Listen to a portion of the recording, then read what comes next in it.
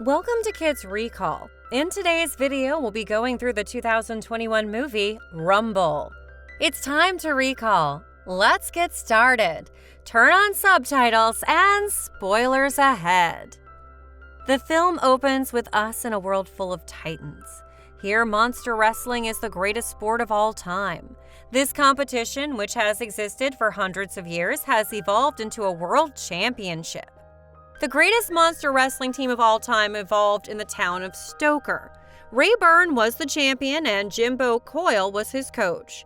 They won the large gold belt 9 times in a row. However, they were involved in an accident. The pair were on their way to a tournament when their ship sank. After that, Stoker was in a bleak limbo for a long time. But now the town is daring to dream again, since Jimbo's sidekick has discovered a promising monster, the Tentacular. The beast will compete in Jimbo Coyle's stadium, where it hopes to win the biggest prize in monster wrestling. Jimbo's kid, Winnie Coyle, marches towards the stadium. On that day, everyone is preparing to see the clash that would restore the city's prestige. As the commentary begins, Mac prepares to narrate the Clash of Titans, while the general public takes advantage of the opportunity to purchase food and tentacular souvenirs. To make his mark in monster wrestling, the shark must overcome the current champion, King George. The English bulldog enters the stadium and sprinkles his slobber all over the spectators. The fight begins, and Tentacular is immediately at a disadvantage. Meanwhile, Winnie watches her opponent's every move and observes the dog licks its snout whenever it's poised to attack. The referee calls the first round to a close and Winnie notifies the shark of her discovery. The second round begins and Tentacular is aware that he must pay close attention to King George when he licks his snout. The shark uses this new approach to avoid his opponent's punches and beat him. The crowd goes wild for this. Mark Remy is the first to interview the new champion, who announces his departure from Stoker and relocation to Slitherpool. The shark wishes to become a legend, which he believes will be impossible if he continues to compete at the stadium of the greatest legend of all time. Before leaving the stadium, the monster damages the sign honoring Rayburn and Jumbo. The following day, the entire village is devastated. The mayor attempts to calm the populace but needs to expose the reality. He claims that things are far worse than the locals think, and the councilwoman explains why. The woman says that it costs a lot of money to keep the stadium operating, and that monster bouts were Stoker's main source of income. Before the Tentacular, to avoid bankruptcy, the mayor opted to sell the stadium to Jimothy. Jimbo's hard work resulted in the stadium, and his family will be devastated to see it demolished. Later, the daughter visits the stadium. She recalls the happy time she shared with her father and Rayburn when she was a youngster. At that point, the little girl recalls preserving her father's notebook, in which Jumbo noted down all of the techniques he employed to help Rayburn win the 9 titles. Then he grabs her backpack and tells her mother she's heading to Pittsmore to find a new champion for Stoker. The girl arrives in the town a few hours later and travels to an underground arena in a quest for monsters. Winnie goes after a monster as it is resting in a locker room and tries to persuade it to go to the Stoker. When Winnie explains that she would be its trainer, the monster mocks Winnie, then attempts to make the same pitch to other monsters. But they all insult her since they doubt her abilities to be a trainer.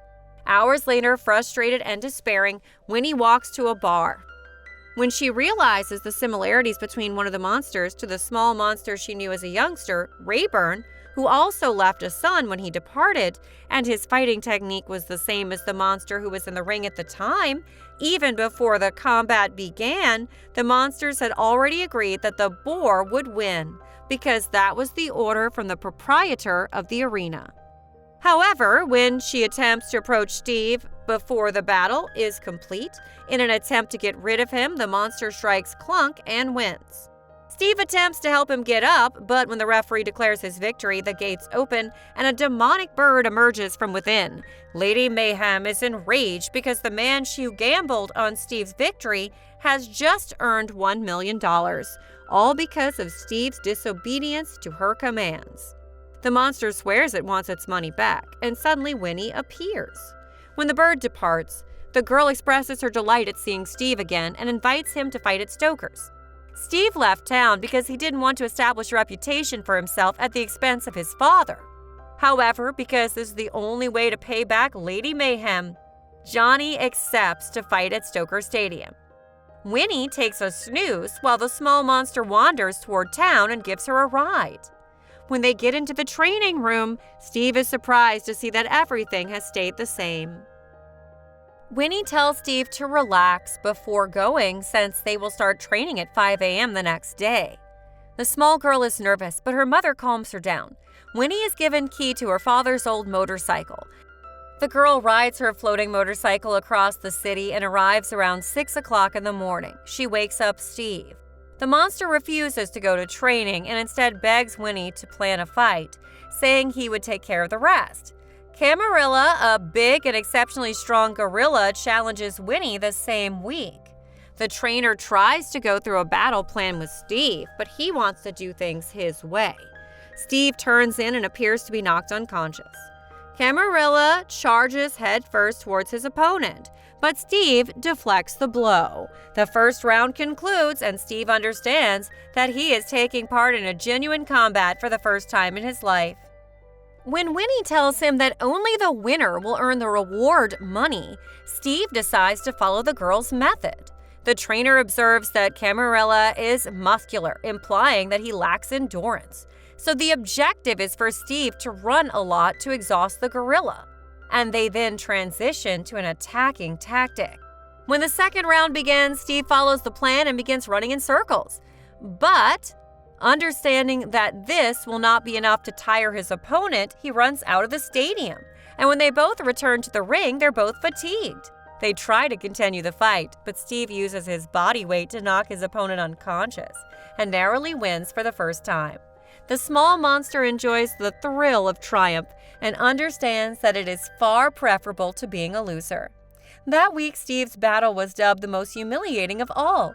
Tentacular, on the other hand, won the title of Best Monster Wrestler after defeating his last opponent. Steve decides he needs training after his first real combat, while Winnie utilizes her father's notes to teach her monster to become a champion. For a week, they execute a series of strenuous workouts, but the girl sees no improvement. She's dissatisfied with Steve's performance. When she explains, it's why he left Stoker. Everyone in town expected the young monster to be just like his father, but he isn't, and he doesn't want to be. Winnie recognizes that she's training him in the incorrect way after hearing this. Such tactics were developed for Rayburn, not for Steve. If she wants to be a successful trainer, she'll need to figure out how to tailor all of these routines to her monster's needs. Winnie realizes Steve enjoys dancing after asking him a series of questions. From then on, the couple practices their footwork using the monster's dance abilities. Steve earns another victory and becomes recognized for his creative fighting technique throughout the fight as he performs what he has learned during his previous encounter. Every day, Winnie encounters a new problem in waking up the tiny monster and starting the training, but in the end, all of her efforts have been rewarded since Steve is developing so well. He will confront an opponent 3 times his size a few weeks after training begins. According to Winnie, the only way to defeat him is to knock the creature on its belly after tiring him out. Steve manages to throw him out of the arena, enshrining his 3rd consecutive victory. In this way, they attract media attention and are invited to participate in a TV live interview. Mark asks what the duo's next steps are, and when he states that their next fight will be at Stoker Stadium, she asks that monsters from neighboring towns who want to duel against her champion come forward. Tentacular approaches his new management after hearing this interview on TV. Winnie receives a call from King George's trainer who dares Steve to a duel, but the bulldog refuses to participate because his self-confidence has been crushed after losing to the shark. As they head towards the training room, they celebrate their successes. But when they get there, they realize that their dream has been dashed. The councilwoman says that Jimothy visited the mayor hours earlier and offered an even larger fee for them to sign. The woman urges the girl to travel to the Slitherpool Stadium that same day in order to try and halt the agreement. However, by the time the duo arrive, it's too late. The mayor's already signed the documents, and all that's required for the deal to be completed is Jimothy's signature. Winnie informs him that Stoker no longer requires the businessman's funds, since Steve has a duel set against King George. Jimothy then shows her a report declaring that the Bulldog has resigned and will no longer be part of monster wrestling. Tentacular discloses that the stadium will only be demolished because he wants it that way as the guy signs the deal. The monster argues that he wants to do this because no matter how many titles he wins, someone will always remark that he's not as good a fighter as Rayburn. As a result, the shark has determined to destroy anything that reminds people of the champion's existence. When the monster hears this, Steve declares that Tentacular has significant problems, and the monster becomes agitated, grabbing Steve's neck and hurling him away. Jimothy documents everything, and then he and his crew leave with a signed contract.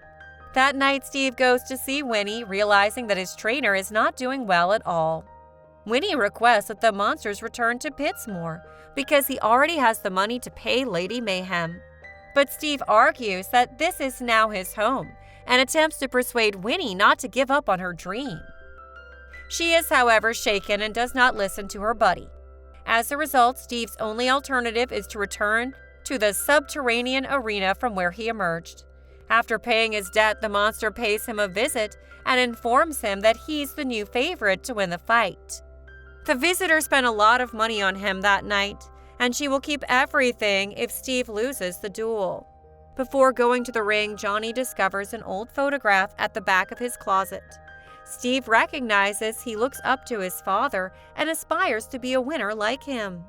That night, the small monster does not appear for the battle, instead returning to Stoker and going to Winnie's house. When they meet, he admits that he spent his entire life running away from what others expected him to be, and as a result, he's not been allowed to explore what he might be. However, Steve has realized that, while he may not be a brilliant fighter like his father, he does not want to be a loser again. The girl then leaps into the arms of her friend, who declares that he has come to assist her in saving the stadium. And at that moment, residents gather around the stadium to bid a fond farewell to what had been the city's pride for many years. Residents hurl food scraps at Jimothy and Tentacular as they tell them about their plans to build a parking lot in the area. The shark detonates the bomb, but everyone is surprised when Steve appears with Winnie and tells her that he cut the wires to stop the explosion. The little monster reveals that he's the son of Rayburn, monster wrestling's greatest fighter, and challenges Tentacular to a duel. If Steve survives 3 rounds, the shark will return the stadium to Stoker's residence. Tentacular accepts the challenge, despite his bruised ego, but after leaving, he throws Jimbo's statue. The coil is out of town. The fight is coming up in a few weeks, and Steve needs to train to face the greatest fighter of all time. His goal is to survive 3 rounds with the shark rather than defeat it. As a result, Winnie wagers on evasive training, in which Steve will learn how to avoid his opponent's attacks. When the monster can successfully navigate all the traps and reach Jimbo's statue, the training is complete. Steve must learn to counteract his opponent's most dangerous threat, his tentacles, as well as dodge his opponent's precise blows and avoid being bitten by those powerful teeth. After several days of training, Steve finally meets the challenge of reaching Jimbo's statue, and Winnie declares that he's ready for the battle. The big day arrives, and the competitors will enter the ring in a few moments. The audience is both excited and nervous as the announcer announces the arrival of Rayburn's son, followed by the arrival of the current grand champion Tentacular. While Steve realizes what he's about to do, he's terrified because he realizes he'll never be as good as his father. But Winnie tells him that he doesn't have to be like his father and advises him to just be himself. When Tentacular lands a punch on Steve, the shark celebrates as if he's already won the fight. But Steve quickly gets up and begins dancing. Tentacular attacks him again, but the little monster uses his dance moves to avoid all of his opponent's blows. And the first round ends without the shark landing a second blow on Steve. If everything stays the same, this match is already won. However, Ziggy has a trick under his sleeve, so he instructs his opponents to use the new maneuvers he's been practicing lately. And in the second round, after receiving numerous straight hits, Steve is startled to see that the shark is dancing beside him and has used his tentacles to imprison him. Tentacular tries to strangle him by grabbing his neck. The monster refuses to release his opponent, following the referee's involvement as the gong rings to signal the conclusion of the second round. Ziggy begs Winnie not to bring Steve back to the ring, since Tentacular usually eliminates him in the following round, like the shark releases his meal. When she hears this, Winnie prepares to throw in the towel, but Steve attempts to dissuade her, saying that he wants to continue the battle, but they must employ a different approach now. The small monster decides to assault the opponent since he understands that avoiding his strikes would not suffice to ensure victory. Winnie then imparts a new tactic to his fighter Steve, who succeeds to take down the current champion but gets kidnapped by his tentacles in the first seconds. When Steve manages to escape, he returns to the ring and tackles Tentacular. The shark begs his trainer for assistance because he's hopelessly disoriented, but Steve attacks him again. Tentacular takes the lead and knocks Steve down before the boxer can conceive of a new tactic after suffering thousands of hits. The small monster then connects his opponent's suction cups to the arena's side and strikes him repeatedly. Finally, Steve leaps on top of his adversary, but the shark distracts him. And while knocking his opponent out, the monster hits his head and is knocked unconscious. They're both on the canvas now, but Tentacular is getting up. Steve is still unconscious, and the audience begins clapping in rhythm to wake him. Steve begins to move unexpectedly, standing up and gathering all of his might to deliver the fatal blow. The shark tries to get up, but the referee begins the count, and the unexpected occurs. Steve wins the battle. The entire audience applauds as Steve receives his well-deserved large gold belt. Ziggy approaches Winnie and tells her that if her father was present, he would be overjoyed that Stoker has a new champion and has reclaimed the stadium. All of the inhabitants are relieved, and they all gather on stage to dance with Steve. Subscribe for more videos like this, turn on the notification, and leave a like to help the channel out. And thank you for watching.